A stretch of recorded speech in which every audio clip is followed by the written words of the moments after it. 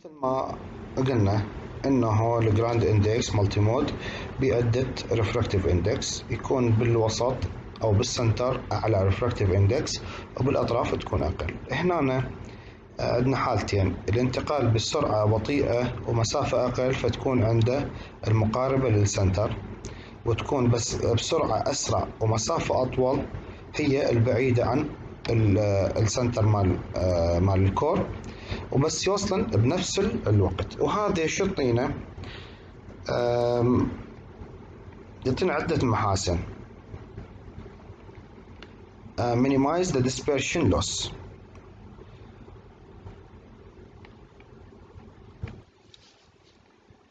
وهذا هو كل ما موجود بهاي النقطة، الشرح بهاي النقطة.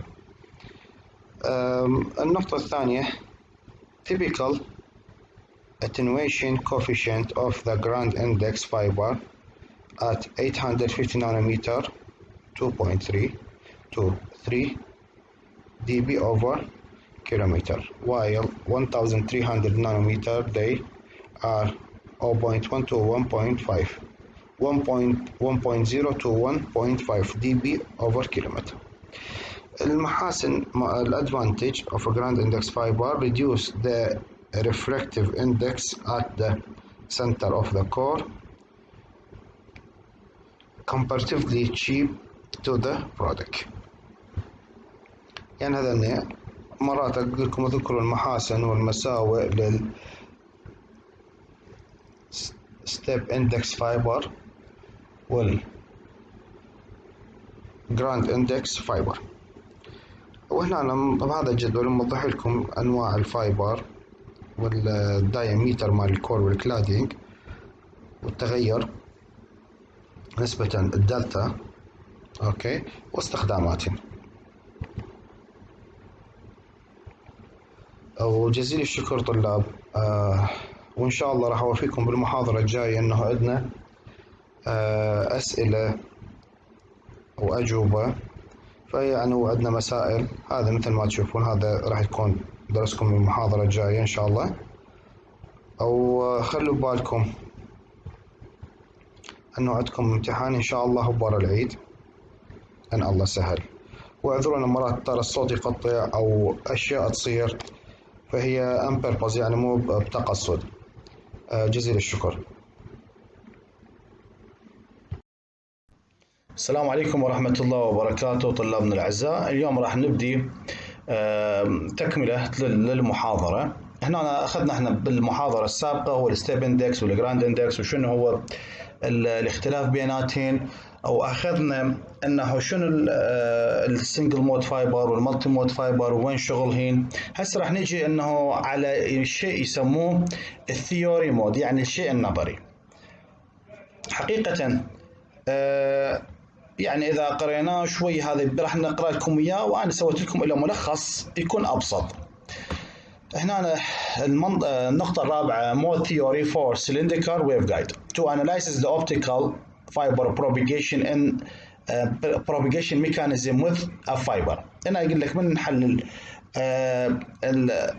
تحلل انه الموجة المنتشرة داخل الفايبر. يقول لك الماكسويل the Maxwell equation are to solve the subject to cylindrical boundary condition code interface the core interface. يعني يقول لك انها ماكسويل ايكويشن هي تحل موضوع الشيء الدائري او السلندريكال باوندري كونديشن، يعني الشيء المحاط بالفايبر. وهنا يقول the core and cladding boundary condition leads to coupling of the electric and magnetic field component resulting hybrid mode.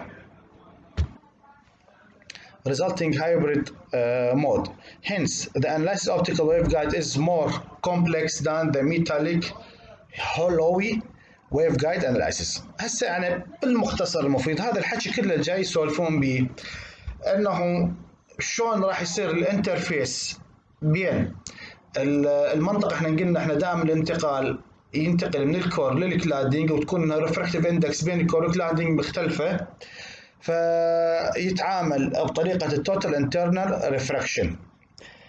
هسه راح تحكي لكم اياها في شيء مختصر ومبسط. أنا حقيقة سويت لكم فد شيء مختصر. هنا the mechanism sensing followed by the sensing mechanism of the proposed sensor is followed by electromagnetic field propagate inside the optical waveguide. هنا شو يقول؟ يعني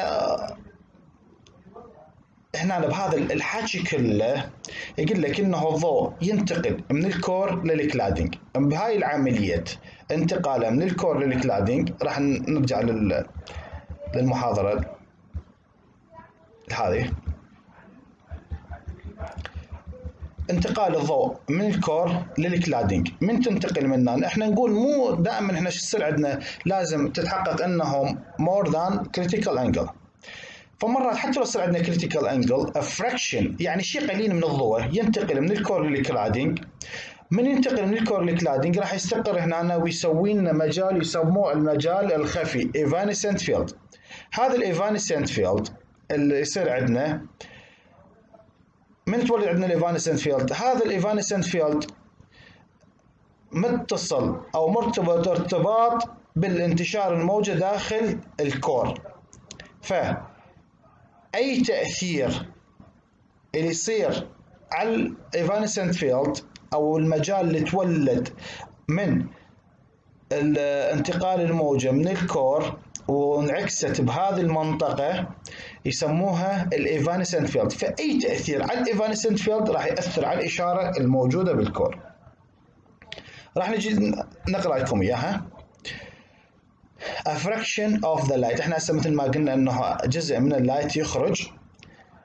A fraction of electromagnetic، احنا ناقشنا electromagnetic يعني الالكتريك والمagnetic field extend from core to cladding of the waveguide at the boundary condition. يعني هنا يقول لك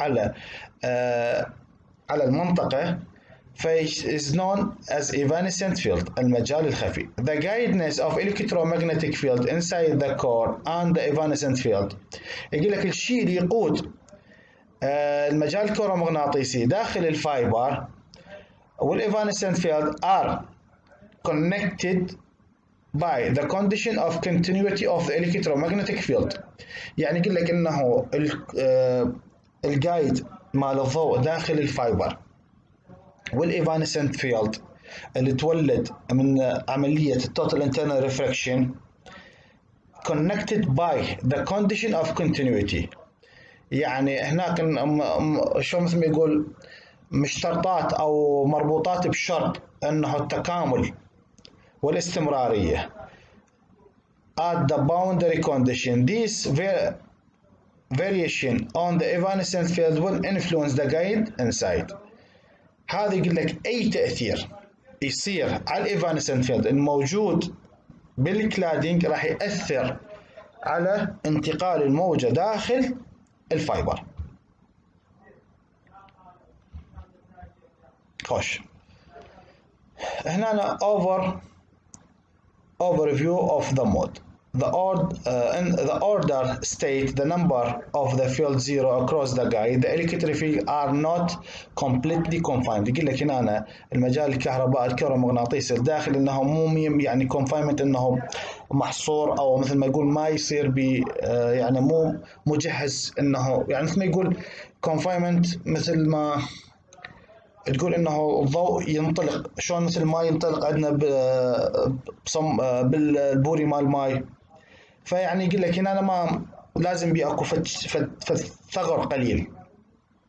they don't go to the zero core cladding interface and extend into the cladding. يعني يقول لك انه من دخل من الكور ف يعني مع مرحلة الانعكاس اكو شيء انه اخترق من الكور للكلادينج.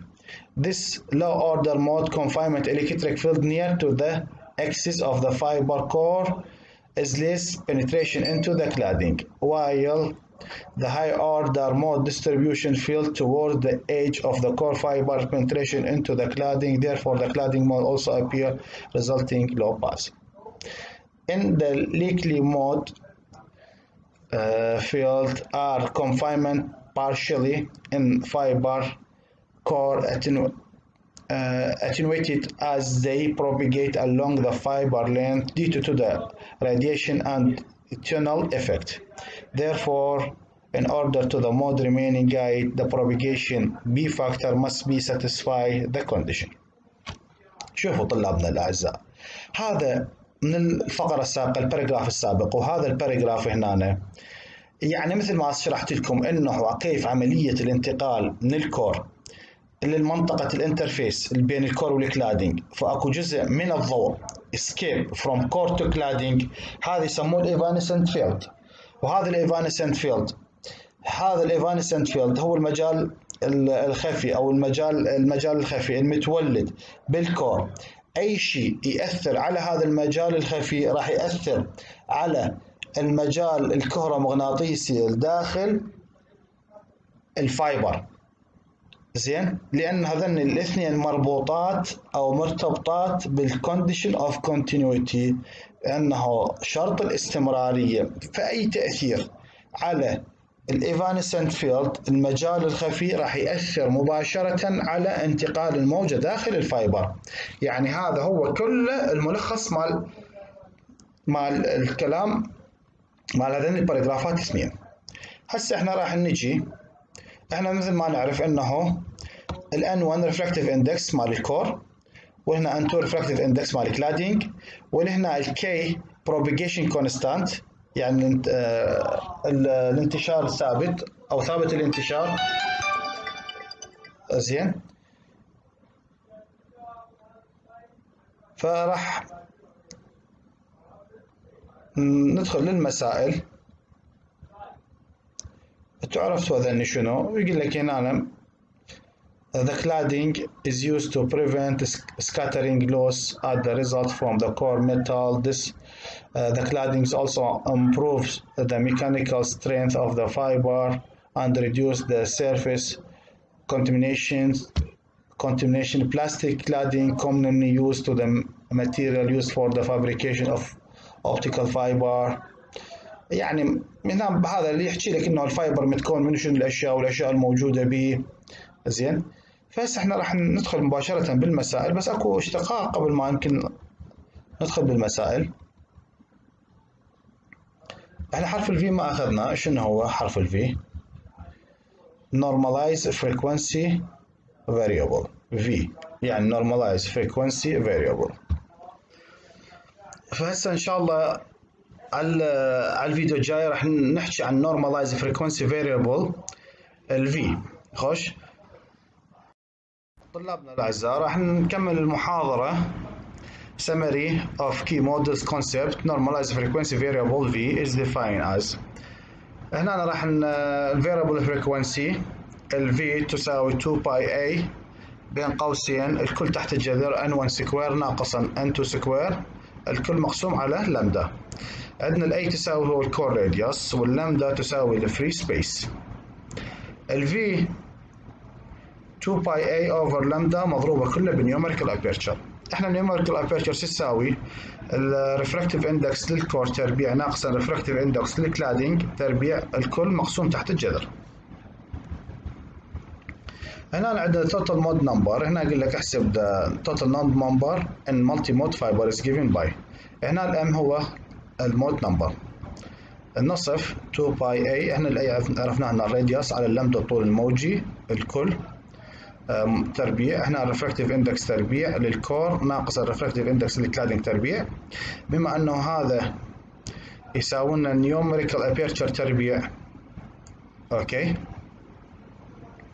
فالام تساوي نصف 2 باي A over لامدا، بما انه هذا هو تربيع ويساوي نيوميريكال ابيرتشر دخلناه هنا لان صار هذا كله تربيع. اوكي، فهذا الشيء شو يساوي لنا من القانون السابق؟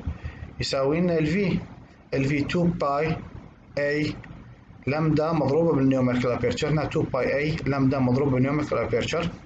اوكي، فهذا يساوي بما انه هنا عندنا بس في، هذا هنا عندنا تربيع صار في تربيع اوفر 2. الام تساوي نصف 2 نصف هنا باي دي لامدا ان اي الاول سكوير دي از كور دايمتر.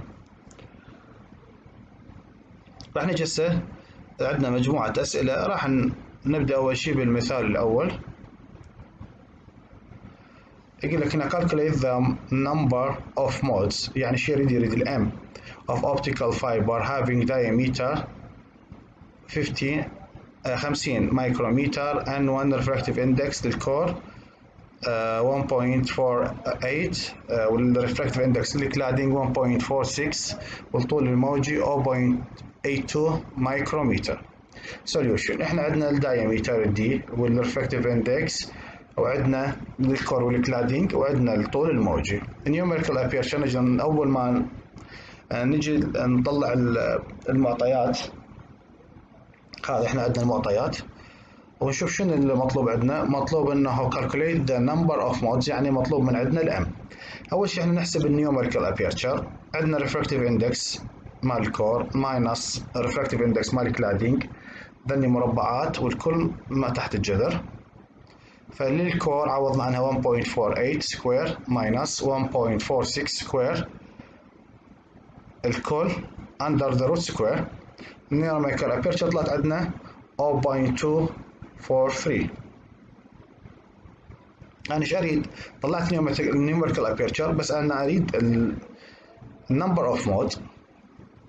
هنا نمبر أوف مودز الام عندنا موجودة ما موجودة، هو المطلوبة. عندنا النصف الباي والدي، عندنا الطول، عندنا مثل ما نقول عندنا الدايمتر والطول الموجود عندنا والنيوميريكال ابيرشر. بس هنا بهاي الحالة لازم ناخذ بنظر الاعتبار، تخلوها بنظر الاعتبار عندكم طلابنا تساوي الوحدات. خوش، تساوي الوحدات هو أهم شيء. احنا عندنا هنا 50 مايكرو، فيصير 50 في 10 ناقص 6. اللمدا 0.28 مايكرو، خليناها 1.10 to power minus 6 مضروبة. طلع النيوميريكال ابيرشر 0.24 الكل سكوير. طلعت عندنا النمبر اوف مودز 1083، يعني 1083. فمن اجيب لكم بالامتحان، يعني جزء مرات اعطيكم نيوميريكال ابيرشر جاهزه واعطيكم الدايمتر، فانتم اللي عليكم انه بس تطبقون القانون، فشيء سهل ومبسط. فيعني هذا خلوا بالكم انه يجيكم بالاسئله.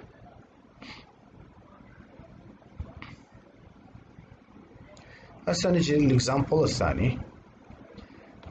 A fiber has not normalized frequency V عندنا 26.6 and operation wavelength is 1300 nanometer if the radius of the fiber optics is 25 micrometer. Compute the numerical aperture. يعني منطينا ال V هذا تشوفوها ويريد ال NA. هذا تصير العملية مثل العكسية، بما أنه منطينا ال V 26.6 هاي ال V واللمدة عندنا 1300 نانومتر، فنضربها 1300 multiply 10 to power minus 9.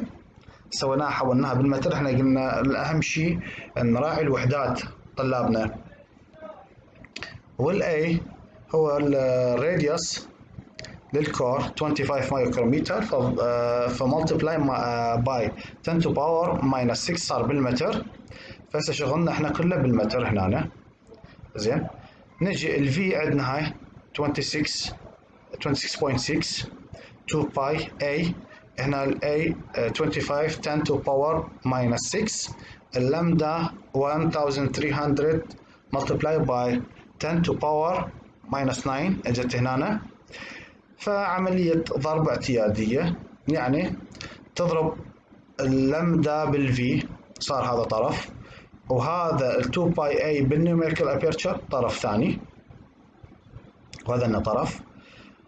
احنا عندنا هذا المجهول ويا قيمة، فتصير مقسومة.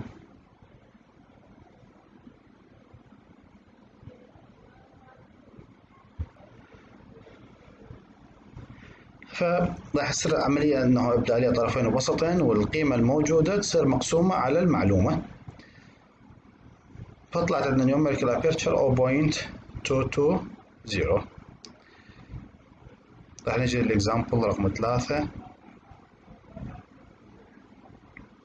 هذا يمكن الصور جايبه بالامتحانات السابقة. A multi-mode step index fiber with a core diameter 80 micrometer and relative in difference of يعني منطيك هنا already تغير in the index 1.5% is operation of wavelength is 0.83 micrometer if the core refractive index is 1.4. Estimate the normalized frequency for the fiber and number of mode guide. أنا منطيكم إنه multi mode step index fiber 80 micrometer the core for 40 micrometer. هسه راح نجي للحل. هذا الأشياء المعلومة. relative difference يعني الدلتا الاختلاف بين فراح نجي موجب المعطيات اللي عندنا relative index difference الدلتا انه 1.5% يعني 15%. هذا صارت عندنا 1.5 يعني 1.5%. والويف لينث عندنا منطينا اياه بالمايكروميتر والكور ريفراكتيف اندكس 1.48 نورمالايز فريكونسي مطلوب من عندنا والنمبر اوف مودز الان. اول ما نجي نحسب النيوميريكال ابيرتشر احنا قلنا النيوميريكال ابيرتشر هو ال n1 سكوير ماينس n1 سكوير ماينس n2 سكوير اوفر اول سكوير روت. فعندنا 1.48 هذا عندنا القانون الموجود 1.48 لان عندنا شنو هو احنا مثل ما نقول المالتي مود عندنا يختلف عن الستيب اندكس يختلف عن الجراد اندكس. وعندنا احنا شنو ماخذيه هسه نشوفه بال مالتي مود ستيب اندكس. اوكي يعني الكل التغير نفس الموجود بالكور. فيقول لك انه عندنا الاختلاف 2 دلتا اوفر هالف. عندنا 2 ملتبلاي بالديفرنس الموجود عندنا هذا relative index وبالN1. هذا القانون الثاني numerical aperture. فطلع عندنا numerical aperture 0.2653. عندنا normalized frequency عندنا 2 باي A over lambda and A. عندنا 40 هو الدايمتر أو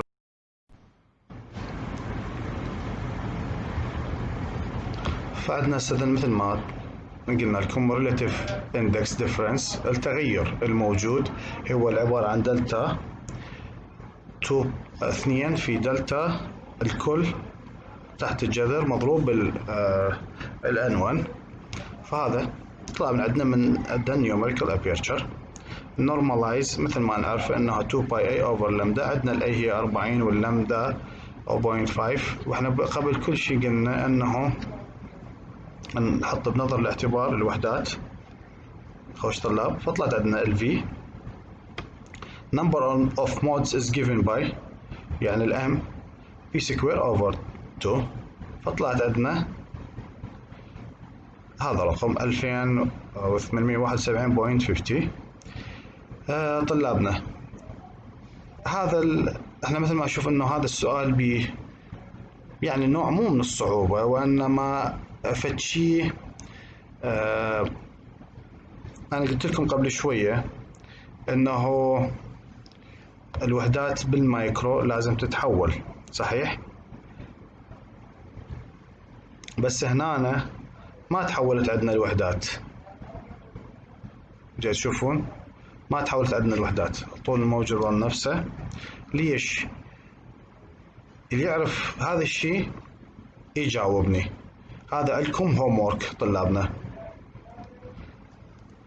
راح نجي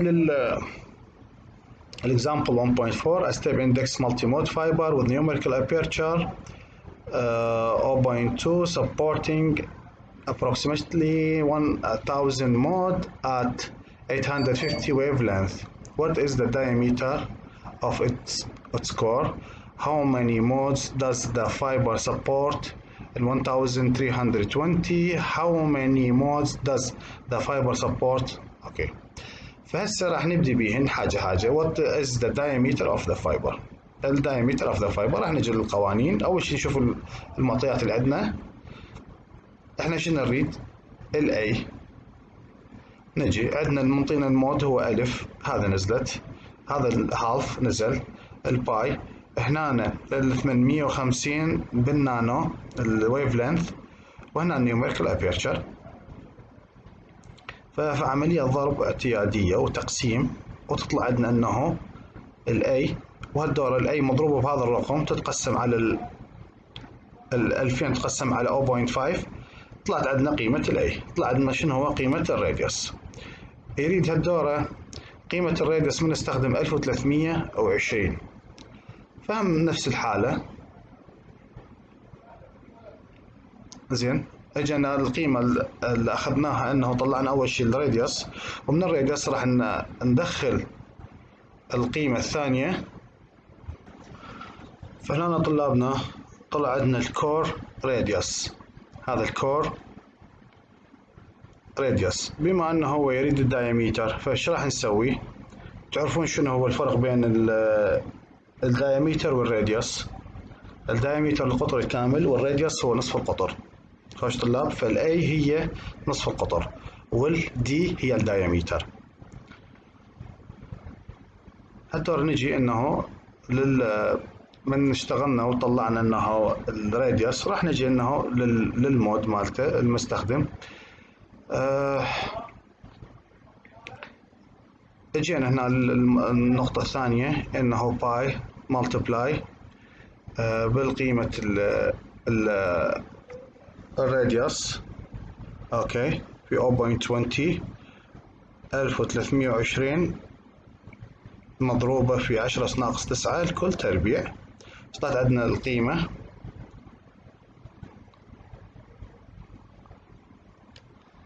طلعت عندنا القيمة 200.7.07.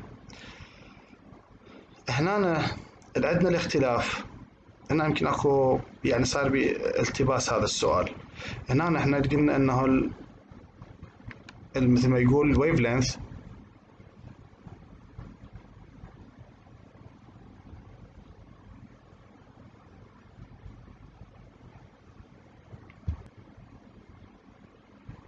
هنا مثل ما تشاهدون طلاب، نحن طلبنا عندنا 1320 الطول الموجي.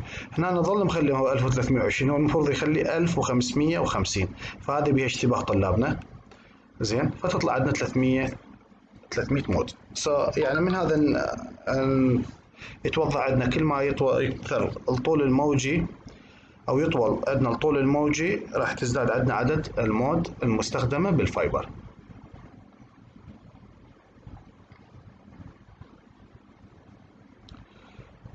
احنا بالمحاضرات السابقة شرحنا انه شنو الجراد اندكس، وشلون اذا اعرف انه يعني احصل على الريفراكتيف اندكس.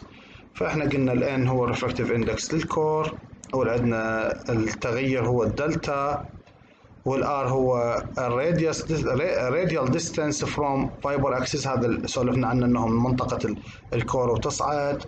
زين، الN1 refractive index للكور، والN2 refractive index للكلادينج، والألفا the shape of index profile.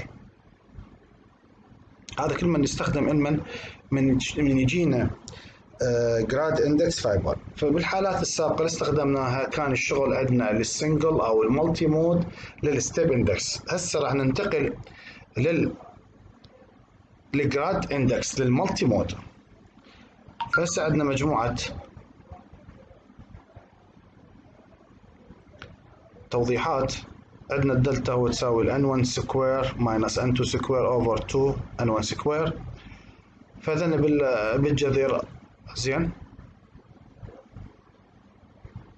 نخلص من عندهن لأن عمليات اشتقاقات. يلا وصلنا لهذه المرحلة.